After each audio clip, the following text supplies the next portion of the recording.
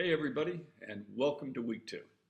The fact that you're watching this video means that you were successful in getting through week one, and I hope it provided some insight to launch these 6 weeks together. Week two is about barriers. Now, if I read the title to this week, I would probably think that there are going to be some lectures and information and PowerPoints and articles all about why we can't do what we want to do. What are the institutional barriers and how to overcome them? It's not that simple. You see, as unique as every institution is, university, workplace, K-12 school, they all have certain commonalities that form some of these barriers. And the truth is we don't really need to spend much time on them because these are institutional barriers for which you have very limited control. Budget. Now, unless you happen to be in a remarkably senior position at an institution, you don't really have any control over budget. You may have some input. So discussing these barriers in the sense that there may be budgetary constraints or that there are some senior administrators who don't believe in technology or there are other competing interests for faculty time. All of these are actually nothing particularly new, nor do they have very clever or direct or succinct resolutions to them. What we're going to spend a little more time on this week is really looking at that which you control, starting with your own attitudes and your own relationship to technology. Now, a lot's been said about digital immigrants and digital natives, and if you're looking at me in this video, you've probably figured out I'm what you call a digital immigrant. I was not born into a time in which computers existed, but I do go back a ways with them to some of the first boxes in the classroom called computers. And I got to tell you, after all of these years being around technology, education, and young people, I don't much subscribe or give any credence to this notion of digital immigrants and digital natives. These are terms that are useful only in a sense from a sociological perspective, not necessarily from a technology adoption or technology facility.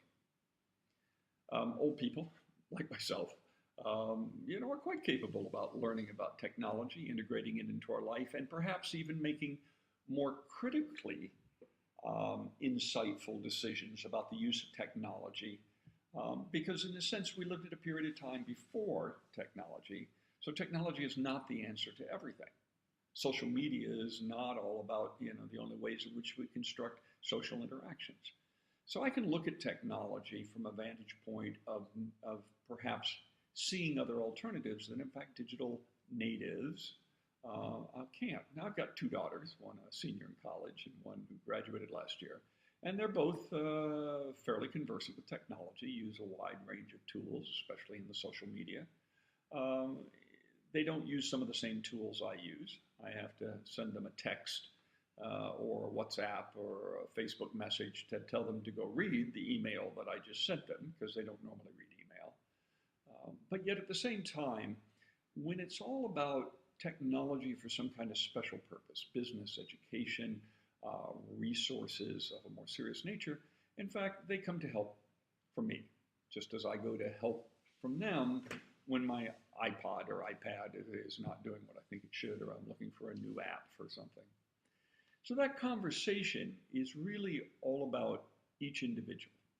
And we're going to start taking a look at your relationship to technology, how that relationship itself forms a barrier to you communicating with, adopting, and encouraging, and more important, understanding how and why other people's relationship to technology forms the primal barrier to their progress and adoption of technology. Now, we all know that people don't like change. I shouldn't say that. Many people don't like change. A few people love change for change's sake, just for the purpose of change. But for most of us, we tend to refine the way we do things. Not that we're lazy by nature, but we have a lot of competing interests.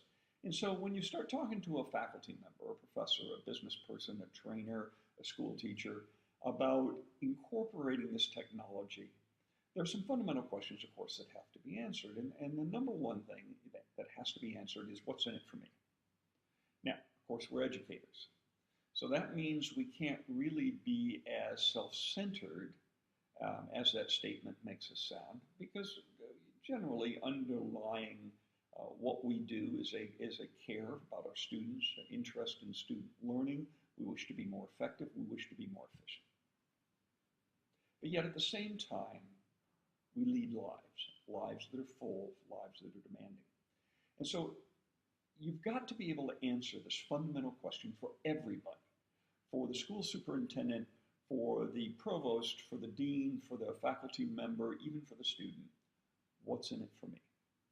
And to understand how to answer that question, you've got to be able to answer it for yourself. You've got to know who you are and your relationship in particular to technology. Not just simple terms like, do you embrace it, do you reject it? That's far too simplistic. Technology is embedded in all of our lives, from the computers that control our cars to the ATM machine we get cash out of. Most of us don't think about the ATM machine anymore. We don't have a personal feeling about, I hate it, I love it. You just go there, you stick your card in, you get cash most of the time, if you have money in your account. But the truth is, we've got to go back to the beginnings. And the beginnings are ourselves. That's the piece we control.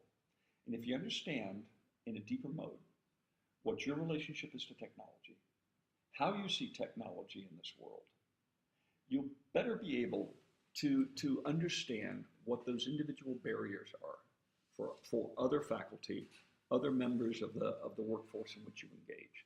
And that will make you infinitely more productive as a change agent. I hope you enjoyed this week. I'll be online to answer questions, and you'll see me appear in your discussions. And I hope that this proves as illuminating to you during the week as it was for me in constructing it. Thank you, and I'll be talking to you soon.